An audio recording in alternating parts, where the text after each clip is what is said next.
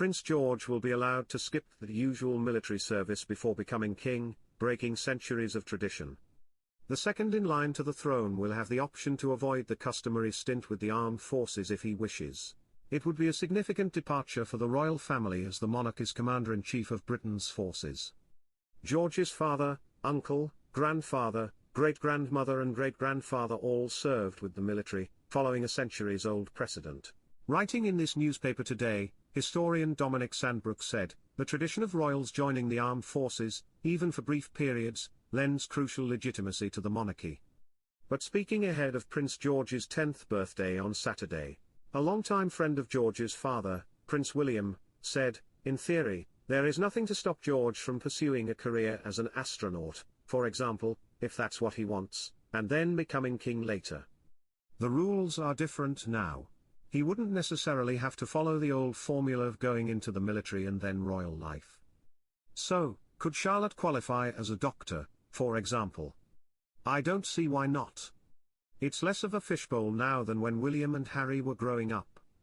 Historian Hugo Vickers said, "This is significant because it shows that times are moving on. I'm all for people keeping up with the times providing they don't throw tradition out of the window. Maybe the military won't prove to be the best course for Prince George.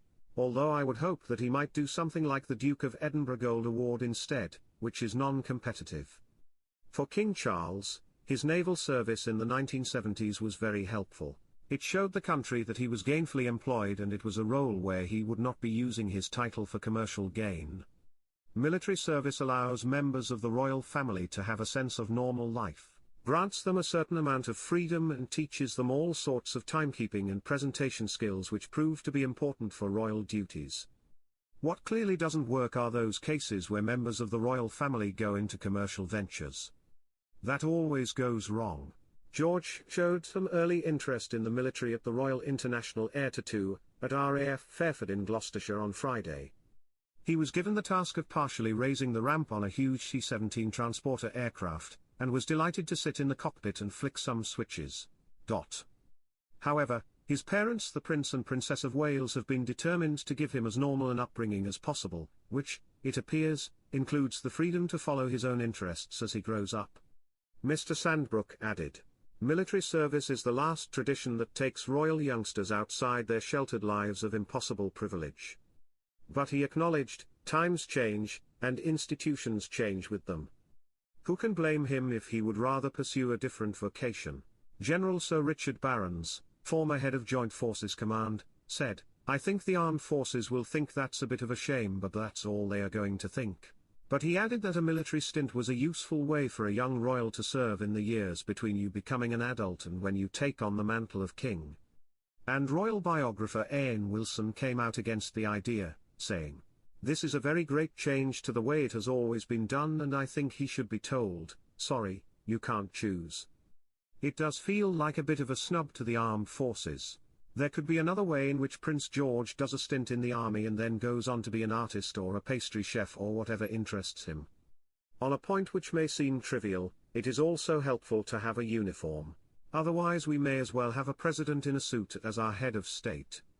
The late Queen was eager to ensure that both her grandsons in the line of succession should serve in Afghanistan, although it later proved too risky to send William. In an ITV documentary in April, General Sir Mike Jackson, the former head of the army, spoke about an audience with Her late Majesty, saying, "She was very clear. She said, 'My grandsons have taken my shilling, therefore they must do their duty.' And that was that. It was decided that William is heir to the heir. The risk is too great. But for his younger brother, the risk was acceptable." William trained at the Royal Military Academy at Sandhurst and served in the armed forces for more than 7 years.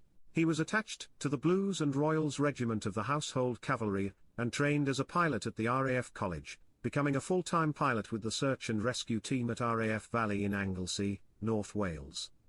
Harry, too, went to Sandhurst before joining the Blues and Royals. He carried out 2 tours of duty in Afghanistan, including as an Apache helicopter pilot. In his memoir Spare, he said he had killed 25 Taliban fighters. He also said his service taught him to grow up pretty fast, adding, "The bubble that I was brought up in got burst." Harry was the first member of the royal family to serve in a war zone since his uncle Prince Andrew, who flew helicopters during the 1982 Falklands conflict. The Duke has since been stripped of his honorary military roles. King Charles served in both the Royal Navy and RAF between 1971 and 1976 when Prince of Wales. He served on guided missile destroyer HMS Norfolk, qualified as a helicopter pilot and took command of a coastal minehunter for 10 months. His father, Prince Philip, was 17 when he attended Britannia Royal Naval College in Dartmouth, Devon, and famously escorted Princess Elizabeth, then 13, when she came to visit. He served on HMS Valiant and saw action off North Africa. He was mentioned in dispatches for bravery and enterprise by training the battleship's searchlights on enemy targets. His distinguished military career, however, came to an end when he gave it up to support his wife when she became Queen.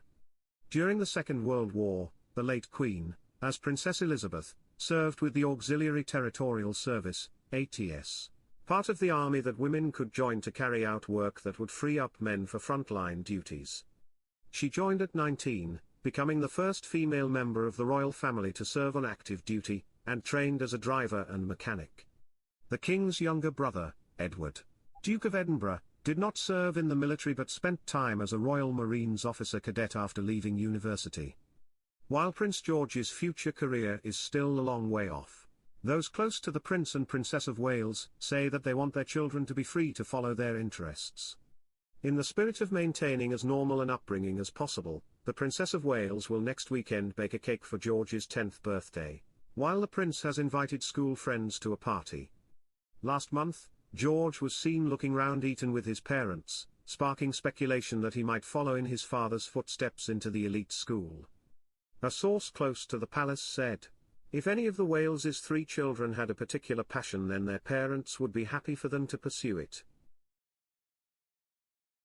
Remember to subscribe to British Royal Daily Updates YouTube channel and turn on the notification bell, this way you will be notified when we drop a video. Stay safe.